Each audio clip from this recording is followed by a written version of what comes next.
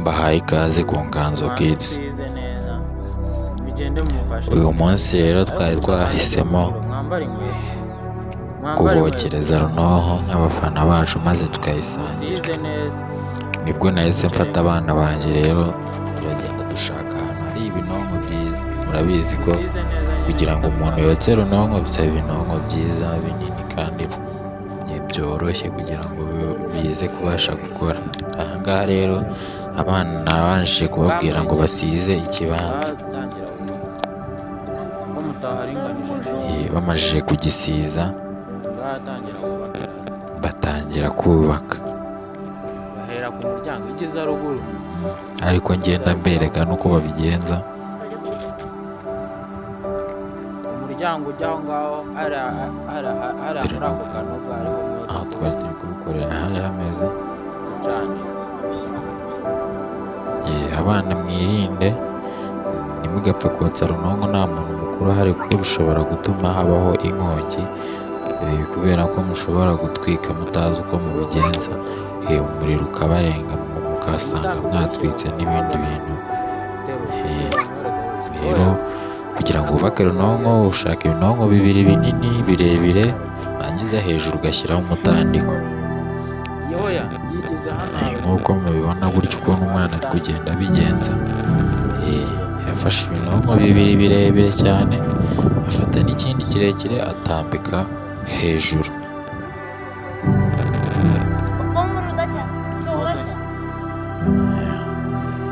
Gutyo arangije bamuzanira n'ikindi kirekire atambikaho hejuru. Urabanza ukareba neza ko bikomeye kugira ngo nushyiraho icyo hejuru bitaza guhirima.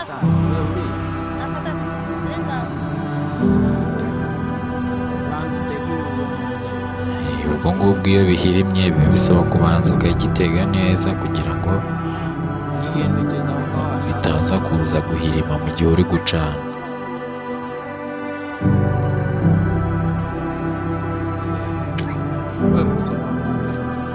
So rero bamajije gutega nibwo bashyizeho umutambiko. Abantu bazi kubaka runonko rwose barabizi cyane kundusha. Ubwo rero iyo umaze gukora umutambiko ahandi hantu wasize neza, uhita uhazengurutsa ibinonko kugira ngo bize guhurira hamwe bikoza akantu k'akazu keza nyine kugira ngo uze kokereza mu runonko. So rero iyo ugeze hano ntabwo ukoresha ibinonko binini cyane. Ibinonko binini cyane ni bibi pe, kuko bituma bidashya vuba, mbese udacana ngo bishye vuba kugira ngo ube wakotsa ibintu byawe. Uyu munsi twari twateganyije ko turi kotsemo ibijumba. Muri runonko wotsamo icyo ushaka biterwa n'igihe. Kera twebwe twajyaga gutara tukajya mu mirima y'abantu tugatara. So rero hano bano bana ntabwo ibintu byo kubaka runonko rwose bari babizi neza, bakoresha utunonko dutoya bageraho bagakoresha ibinonko binini. Nibwo nafashe umwanzuro ndavuga nti mwigire hirya nze mbafashe. Ubwo nibwo nanjye nagiye kwifatiramo ntangira kubafasha.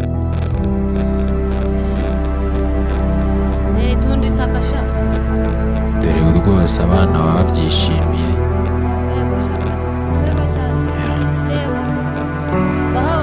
Ubwo nakomeje kubafasha gutya nyine. Ubu ni njyewe uri kumva, akaba ari nanjye washinze ino club y'Inganzo Kids.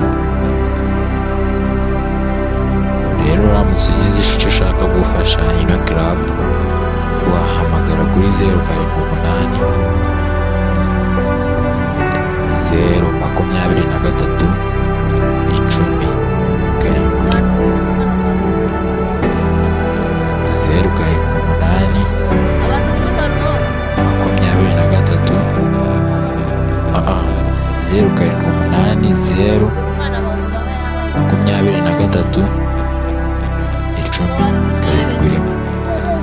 10 7. uraza kuzibashyiriraho kuri screen kugira ngo babashe kuzibona neza, cyangwa se ugahamagara kuri 072 10 kane 9 2 9 1. Uvugana nanjye ari nawe uri kubona imbere yanyu. Urabona ko ubwo nari majije kwifatira, murabona ko Runonko yacu tumajije kuyuzuza. Tugiye gufungaho bwa nyuma kugira ngo duhite dutangira ducana. Urabona neza ko bihuye, akazu keza.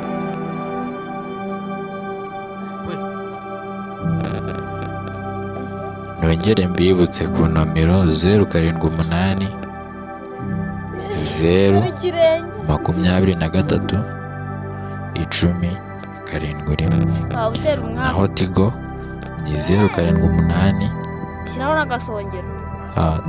Tigo ni 072 10 kane 9 2 9 1 072 10 kane 9 2 9 1.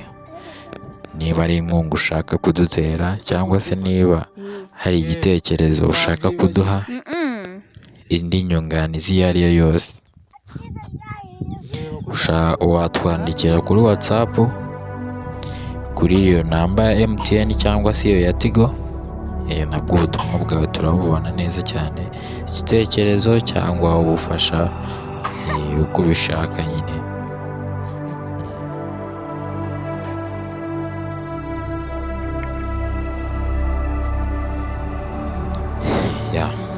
Turakomeje. Ubu ngubwo bamwe baba barimo barashaka uko bacana. Uyu munsi rero turakoresha ibyatsi, ibyo turi bucanishe. Iyo ufite inkwi biba byiza, kuko inkwi nizo zituma Runonko yawe ishya neza, ku buryo iyo umajije kuyicanira, iyo ushyizemo ibyo wateganyije kotsa, iminota mikeya cyane biba byahiye. Sasa rero tugeze mu mwanya wo gucana. Ntabwo biba byoroshye, buri muntu afite uko afata ikibiriti agacana. Murabona ko umuriro noneho watse. Ubu twatangiye rero. Ucana kuva ku minota 10 kugeza kuri 15 cyangwa se 20, bitewe n'inkwi uri gukoresha. Buriya nibwo Runonko yabimajije gushya neza. Ingano y'ikintu cyose ushyizemo, natwe kubera ko dufite ibijumba binini, biradusaba gucanira cyane kugira ngo bitaza gupfa. Barakomeza baracana neza cyane.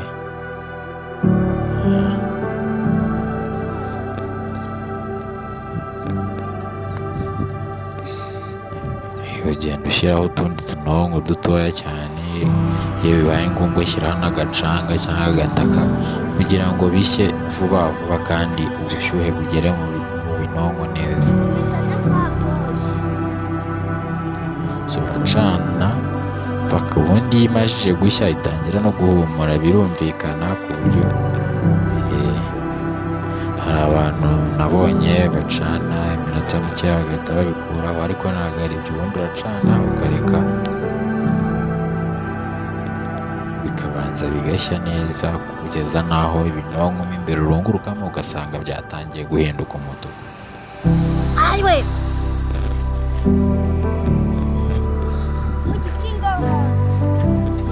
Igisigaye ni ugutegereza rero Runonko yacu igashya.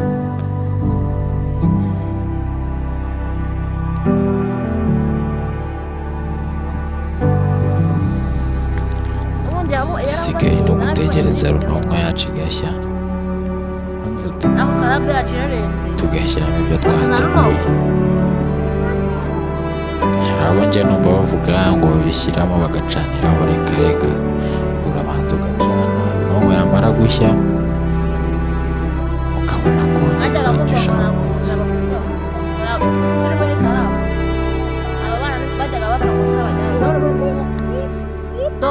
namufotoye.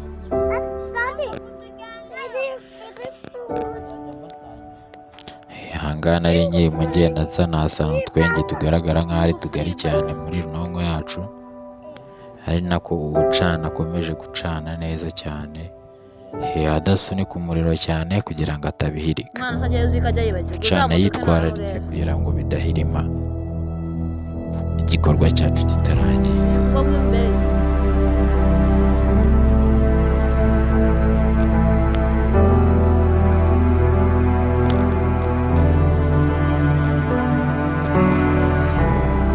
Uretse ko utari gutebezamo mo imbere ibintu.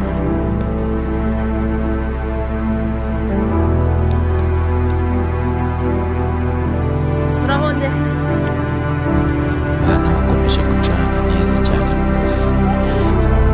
Mbibutsa abantu bataradufollowinga kuri Instagram, kuri TikTok ndetse no kuri YouTube, mutarakora subscribe rwose waba unyarukiyeyo ugakora subscribe kugira ngo ibikorwa byacu bijye bikugeraho isaha ku isaha. Kugira ngo se werekane yuko ubabaye.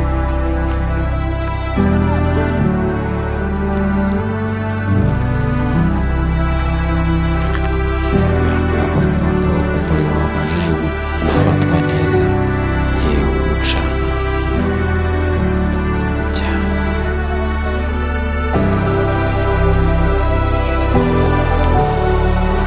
Bahise bakomeza bacana kugeza ubwo runonko yahiye. Twabonye ko bacana hagati y'iminota 10 na 15 nibwo buriya biba byamaze kugenda neza.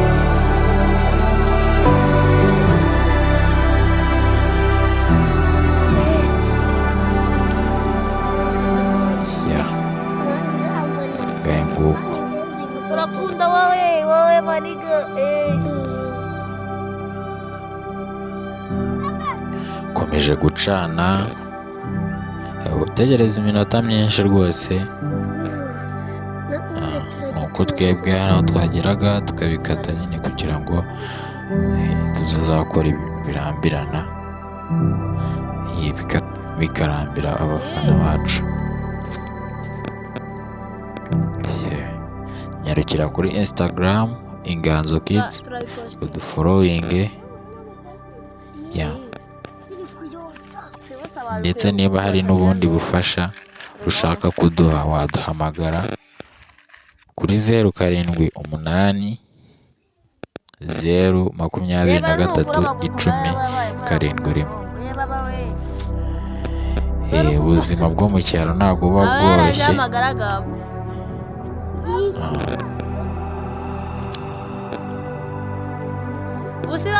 Ntabwo biba byoroshye cyane,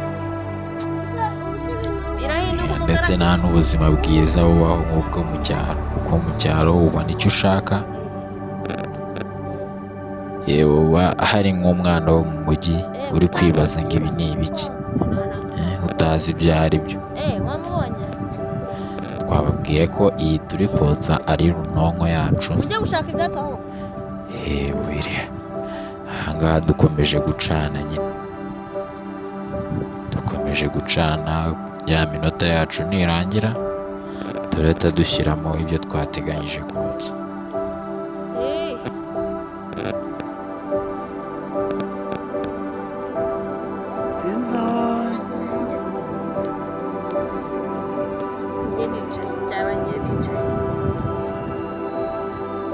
Mbibutsa ngo ntabwo ari byiza ko abana botsa runonko ahantu hose habonetse.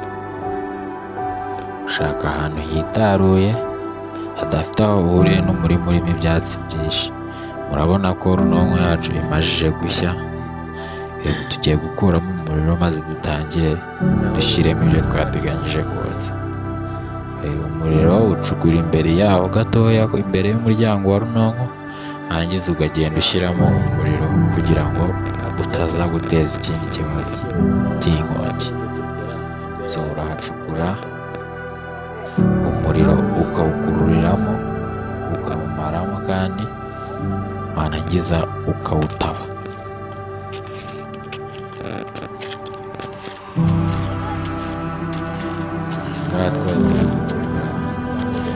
kubera kuhacanira nyine twanze gukoresha intoki kugira ngo tutaza gushya. Si ugomba no kwitwararika kuko washya da, washya. So tumaze gucukura umuriro dutangira kuwukuramo gake gake, twawukuramo gake gake kugira ngo udasakara ukagira ibindi bintu wangiza, ndetse ntihajya ku buryo hatagira n'umwana ukandagiramo ngo bibe ibibazo.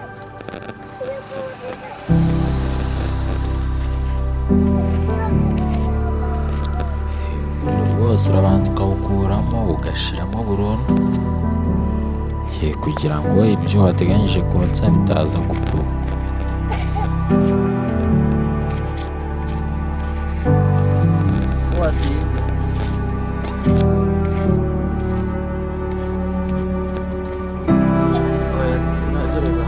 Sasa twebwe twari tumaze gukura mu muriro, tugiye gushyiramo ibijumba byacu.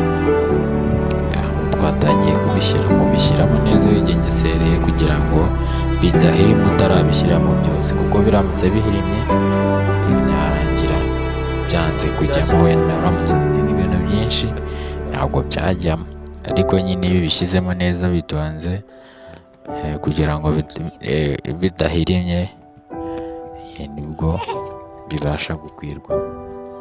Twebwe n'ubundi ibijumba byacu byari bikeya nyine, ntabwo ari byinshi cyane.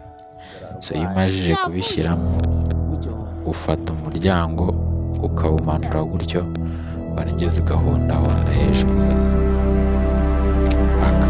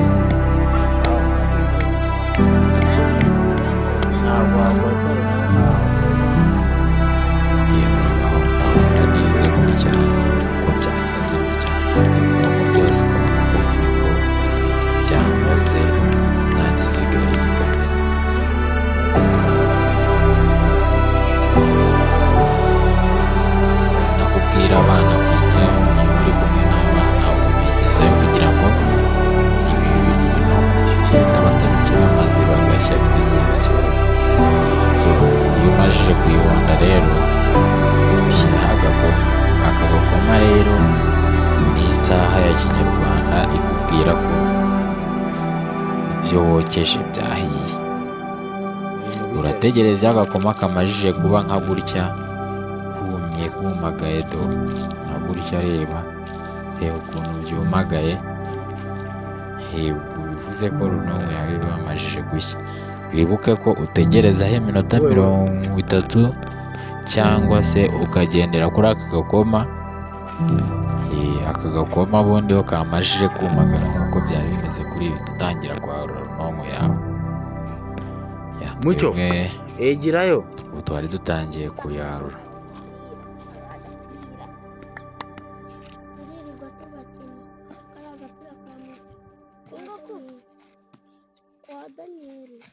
Kwa Daniel nabwo hari umupira mwiza hagati y'abantu. ndabakubita. Bigira neza witonze kugira ngo ibyo wokeje utaza kubitonyoreramo. Hari igihe biba byasaye cyane, wajomba gutya kandi ntabwo wabyaruza intoki, biba bishyushye cyane.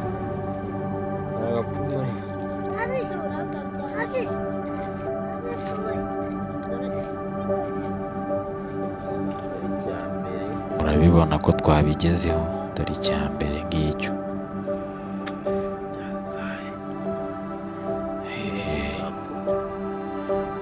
Shyira ku ruhande ugakomeza ugashakisha n'ibindi.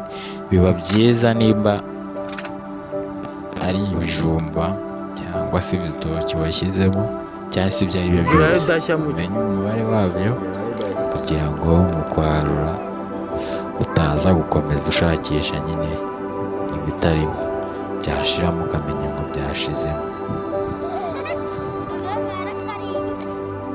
Dukomeje kwarura rwose ubona ko byasaye.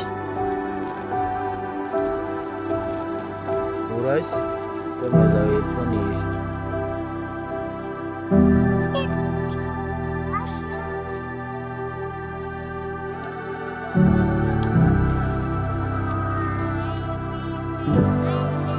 Uruguru uriwe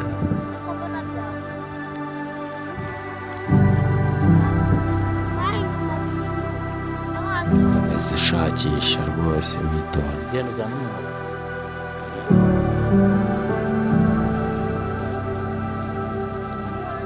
nta nubwo twabibaza.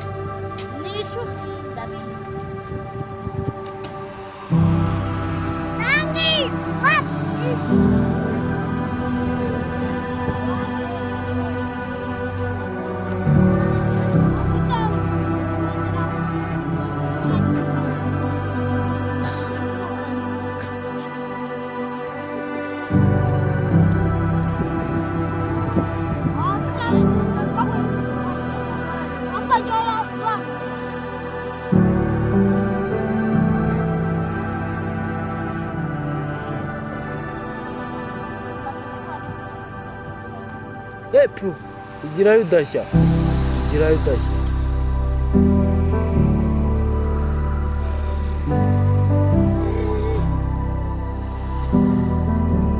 Niba byashiririye ntacyo numvise. Wa mugingo wawe ko Byashiririye. uragira ngo ko n'ubundi nenda kubirya. Byashiririye.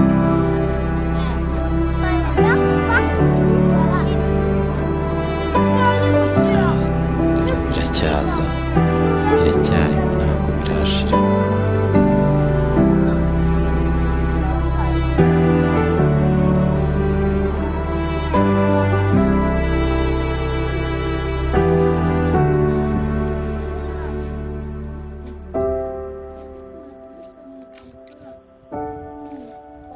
Tamushyizemo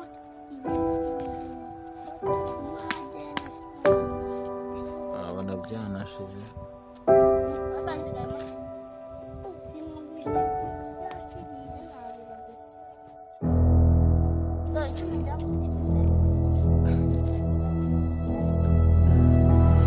Sasa rero mwakoze dukurikira, kora subscribe kuri channel yacu Inganzo Kids, ukore follow kuri Instagram ndetse na TikTok ndetse na Facebook. Ciao ciao.